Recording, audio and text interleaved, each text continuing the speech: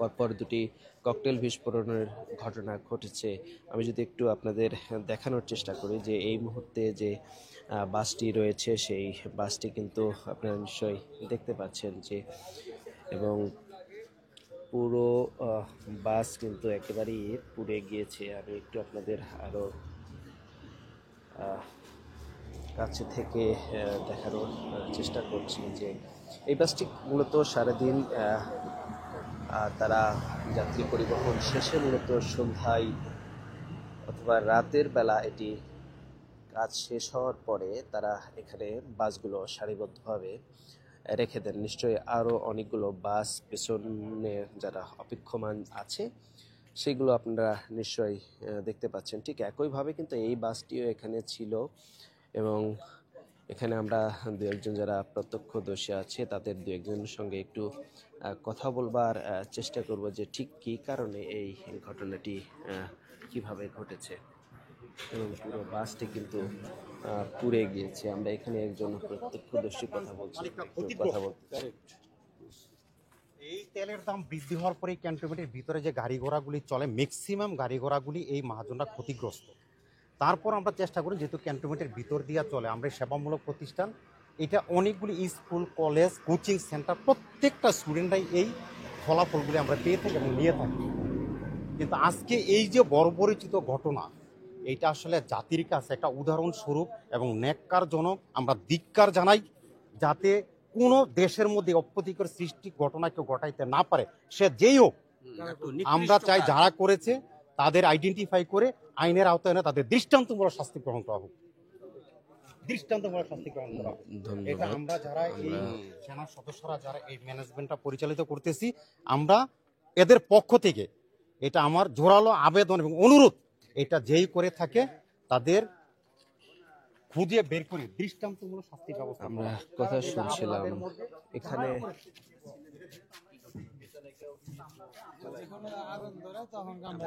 কোথাও একটু বলার চেষ্টা করি আসলে দেখেছি এটা আমরা যখন আইছি তখন থেকে এটা দাউ দাউ করে আগুন জ্বলতে আছে, ঠিক আছে। তো জ্বলার তা আমি আসার পরে 5-7 মিনিট পরে দেখি যে ফায়ার সার্ভিস আইছে। তো ফায়ার সার্ভিস আসার পরে দুই যে আগুন নিভাইলো আর কি। তো এটা কে লাগাছে, এখানে সিকিউরিটি আসলো, যত অতি ফার্স্ট প্রথম সিকিউরিটি গুলো আসলো, কিন্তু সিকিউরিটি 3-4 গাড়ি পিছনে ছিল, দেখে সিকিউরিটিও দেখতে পাই নাই। তো এক্ষেত্রে কে আগুন লাগাইছে, পিছন থেকে লাগাম আর কি, পিছন থেকে আগুনটা ধরাইছে। তারপর আস্তে আস্তে সামনে সামনে পুরাটা ইয়ে হয়েছে। তো ফায়ার সার্ভিস আইতে আইতে পুরো গাড়ি আগুন ধরে গেছে আর কি। দর্শক কথা বলছিলাম, আসলে তারা নিশ্চিতভাবে বলতে পারছেন না ঠিক কী কারণে এই আগুন কারা দিয়েছে, এবং এখানে আসলে নিরাপত্তা রক্ষীরাও ছিল, তারা মূলত আরও বেশ কিছুটা পেছনে ছিল। এখানে যারা দুর্বৃত্তরা তারা আগুন লাগিয়ে দ্রুত এই ঘটনাস্থল কিন্তু ত্যাগ করে চলে যায়, এবং এর পরপরই আমরা শুনছিলাম যে এখানে যে ফায়ার সার্ভিস, সেই ফায়ার সার্ভিস আসার পরে কিন্তু আগুন নিভিয়ে তারা চলে গিয়েছেন, এবং এখানে আরো বেশ কয়েকজন কথা বলছেন। আমরা একটু আরো দু একজনের বক্তব্য শুনি। এই সামনের মাঝখানটায় অংশ, মাঝখানটায় থাকবেন আপনি। আমি সুন্দর করে বুঝাই দিয়ে গেছি, অথচ আগুন লাগার সময় আমি একটা ভিডিও দেখলাম যে সিকিউরিটি গার্ডের একজনকে এখানে দেখিনি। সিকিউরিটি গার্ডের গাফিলতির কারণে আমার গাড়িটা আজকে জ্বলা শেষ হয়ে গেছে। গাড়িটা আসলে পুরা শেষ। ভিতরে কি পরিমাণ ক্ষতি হয়েছে আমি ভিতরে মানে ঢুকে এখনো আইডেন্টিফাই করতে পারছি না। 80% মোটামুটি গাড়ি পুরো শেষ। গাড়ি বলতেন এই গাড়িটার পেছনে আপনি কেমন খরচ হয়েছিল, এখন সারাইতে গেলে বা কি পরিমাণে ক্ষয়ক্ষতি হয়েছে, এখন যদি আমি এই গাড়িটার পিছনে কাজ করতে চাই, গাড়িটা আবার পুনরায় রানিং করতে চাই রাস্তায়, মিনিমাম 10-12 লাখ টাকা চলে যাবে। কেমন পড়ছিল গাড়িটা করতে? গাড়িটা আমি যখন কিনি তখন আমি এটা সেকেন্ড হ্যান্ড কিনছি 13 লক্ষ টাকা দিয়ে। 13 লক্ষ টাকা দিয়ে কেনার পরে এই গাড়িটার পিছনে আমি আরো 5 লক্ষ টাকার কাজ করাইছি। এই গাড়িটা হচ্ছে আমাদের রোডের ভিতরে সবচেয়ে সেরা গাড়ি, নতুন গাড়ি, একদম নতুন গাড়ি। মোটামুটি আমি গাড়িটা নেওয়ার পরে আমি আমার মন মতন করে গাড়িটাকে সাজাইছি। গাড়িটার ভিডিও একটু আছে আমার, গাড়িটা যখন আগে ছিল দেখলে আপনারা বুঝতে পারবেন। আমাদের এই রোডের মধ্যে এই গাড়িটা সবচেয়ে নতুন, সুন্দর, ভালো গাড়ি। যারা এমন করলো তাদের এখন কি চান? আমি তাদের দৃষ্টান্তমূলক শাস্তি চাই। এই জ্বালাও সন্ত্রাস করে কিন্তু এই দেশে কেউ টিকতে পারে নাই, ভবিষ্যতে টিকতে পারবে না।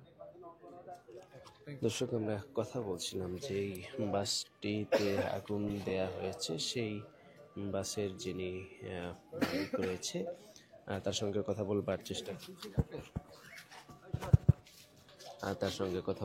করছিলাম। তিনি যেটি বলছিলেন যে আসলে তার এই বাসটি সারাতে গেলে আরো অনেক টাকা খরচ হয়ে যাবে এবং এই ঘটনা যারা ঘটিয়েছে তাদের তিনি দৃষ্টান্তমূলক শাস্তিও চেয়েছেন।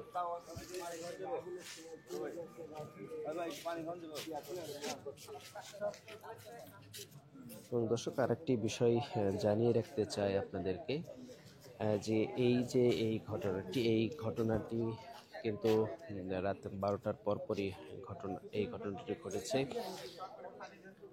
এবং দর্শক, যেমনটি আপনাদের বলছিলাম যে পল্লবীর যে এই সাগুপ্তা এলাকায় একটি বাসে আগুনের যে ঘটনা, এই ঘটনাটি ঘটেছে এবং আগুনের ঘটনায় কিন্তু পুরো বাসটি পুড়ে গিয়েছে। আমি বেশ কিছুক্ষণ আগে, অর্থাৎ 12টার পর থেকে রাজধানীর বিভিন্ন গুরুত্বপূর্ণ এলাকাগুলো ঘুরে এসেছি। রাস্তার যে বিভিন্ন মোড়গুলো রয়েছে গুরুত্বপূর্ণ, সেই জায়গাগুলোতে পুলিশের যে চেকপোস্ট সেটি বসানো হয়েছে।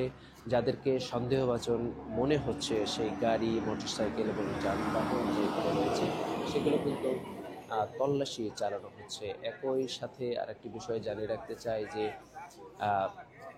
নিষিদ্ধ হওয়া আওয়ামী লীগের যে আগামীকালের কর্মসূচি, সেই কর্মসূচিকে ঘিরে যেন কোনো ধরনের অপ্রীতিকর ঘটনা না ঘটে, সেই কারণে কিন্তু আমরা দেখেছি রাস্তার মোড়ে মোড়ে বিভিন্ন পুলিশ, র্যাবের এবং সেনাবাহিনীর টহল মোতায়েন করতে দেখেছি। এবং জনগুরুত্বপূর্ণ এবং বিশেষ গুরুত্বপূর্ণ জায়গাগুলোতে যান চলাচলের যে বাধ্যবাধকতা সেটিও আমরা লক্ষ্য করেছি। বিশেষ করে রাত 12টার পর থেকে যমুনা, অর্থাৎ প্রধান উপদেষ্টার বাসভবনের আশপাশে কিন্তু মোটর সাইকেল প্রবেশ করতে দেয়া হয়নি। আমি বেশ কয়েকটি রাস্তা দিয়ে সেই দিক দিয়ে যাওয়ার চেষ্টা করেছিলাম। পুলিশের পক্ষ থেকে বলা হচ্ছে যে তাদের কাছে 12টার 5 কি 6 এরকম সময় তাদের কাছে একটি নির্দেশনা এসেছে যে মোটর সাইকেল সহ যে ছোট যান রয়েছে সেইগুলো কিন্তু প্রধান উপদেষ্টার যে বাসভবন রয়েছে সেই বাসভবন এলাকায় প্রবেশ করতে পারছে না।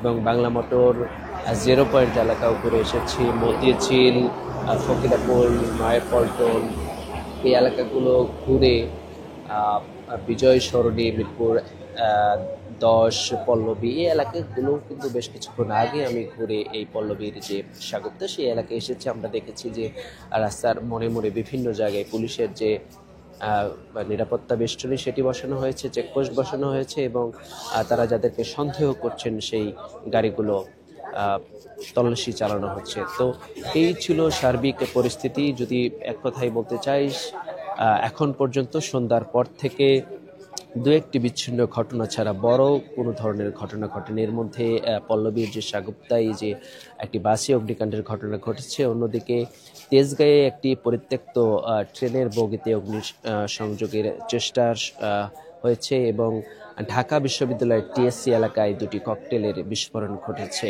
এর বাইরে তেমন কোনো কিন্তু বড় কোনো দুর্ঘটনা এখন পর্যন্ত ঘটেনি। তো এই ছিল আমার কাছে সর্বশেষ। পরবর্তীতে আপনাদের সঙ্গে